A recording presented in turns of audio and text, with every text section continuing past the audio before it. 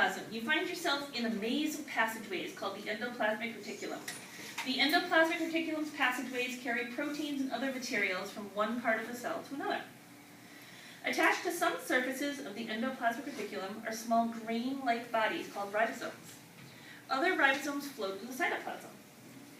I want you looking at the book while I'm reading, please. Ribosomes function as factories to produce proteins. Some newly made proteins are released through the wall of the endoplasmic reticulum. From the interior of the endoplasmic reticulum, the proteins will be transported to the Golgi body. All right, so here's what I'd like you to do. I would like you to, with your partner, talk to your partner and figure out how are the ribosomes related to the endoplasmic reticulum. So I want you to figure out what they have in common. They're similar because of this. Both of them have in common this. So turn and talk to your partner. I'll give you a minute of talking time, and then we'll share out. So turn and talk. And then write it on Post-it note number 1. I would like to say a complete sentence, yes.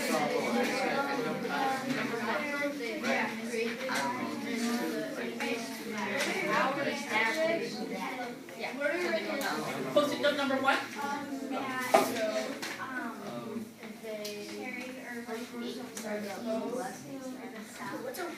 So you can be like, they both have to do with, yep.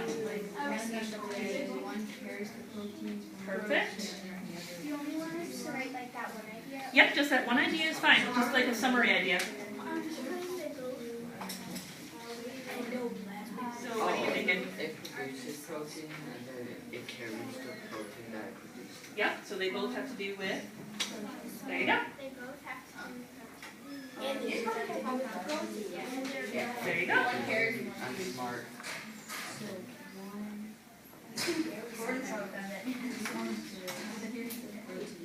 So they both have to do with what? They both have to do with protein. I said that they're connected. Okay, they're connected, and the fact that they're connected is important because they both, okay, they both have to do protein. About 10 more seconds.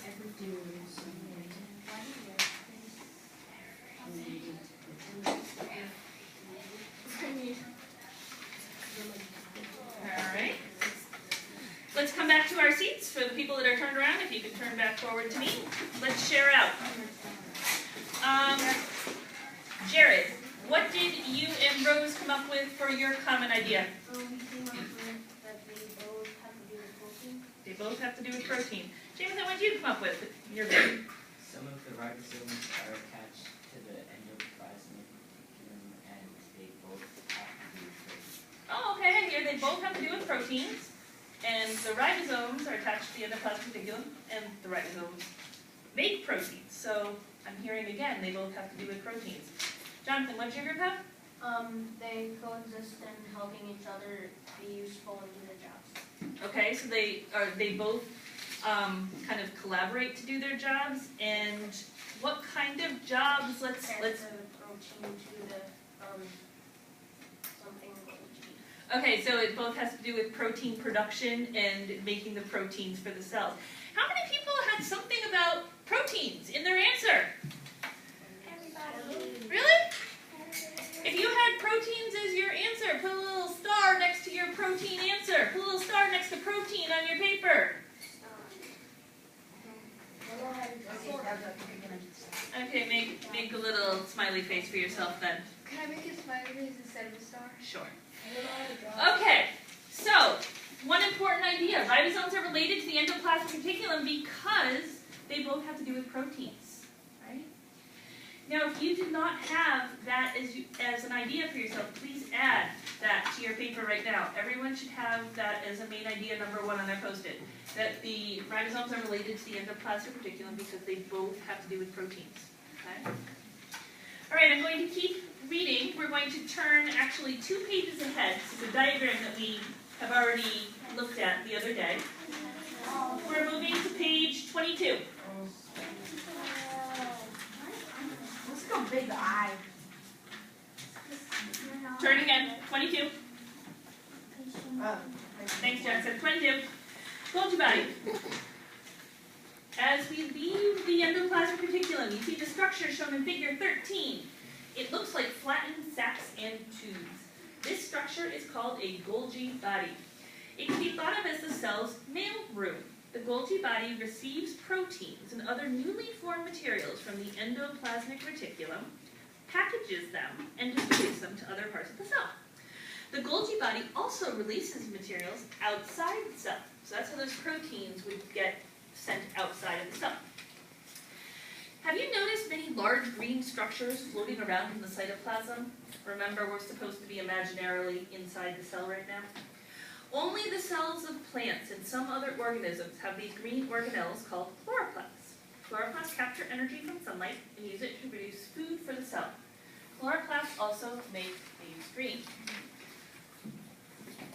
Okay, main idea number 2 here. So, when we were talking about the things that all living things needed, Sam? When we were talking about the things that all living things needed, we talked about autotrophs and heterotrophs. Autotrophs were the ones that could make the food for themselves. Remember, auto, the prefix meant self, so self-feeding.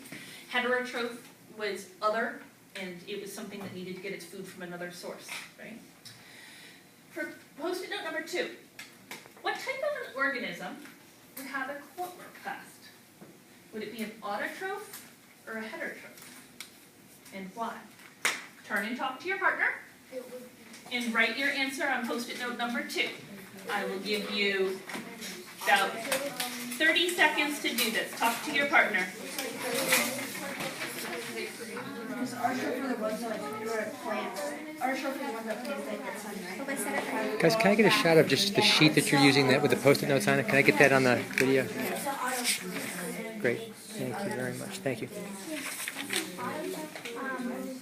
The autotrophs are the ones that self-feed. They make their own food. Yep. Now, how did you know that? Like, how does a chloroplast meet that need? Capture energy from sunlight. So you can Yeah, that's exactly right, Sam. Wait, what's an autotroph? An autotroph because chloroplasts capture energy from the sun.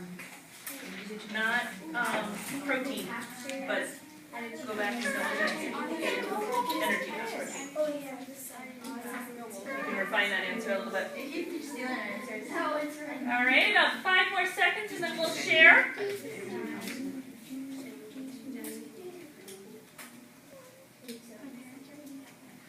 Okay. We're going to transition back.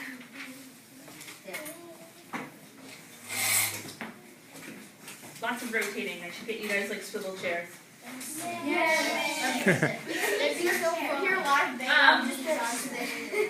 Okay, so let's share an answer here. What type of cell would have the chloroplast? Would it be an autotroph or a heterotroph? Sam, what did you say? It is an autotroph. We knew this by telling us it captures light and stuff. Okay, so it would be the autotroph because the chloroplast is capturing the sunlight and using it for food. Jared, did you guys have something similar? It would be autotroph because the chloroplast is in Okay, it's the autotroph because the chloroplasts are in plants. Maddie, is that what you guys had? Yeah, we have something a little different though. Okay, tell us your variation. It would be an autotroph because to produce their own food, you use photosynthesis, and for photosynthesis, you need chlorophyll, so like it connects. And the chlorophyll is in the chloroplast? Nice. Okay. Gordon, is that what you had? I heard you, An autotroph because the chloroplasts capture energy from the sun and use it to produce food. okay, good. All right, I'm going to move on to the vacuole paragraph here. This is gonna be so I'm looking back at the 3rd paragraph on 22. Steer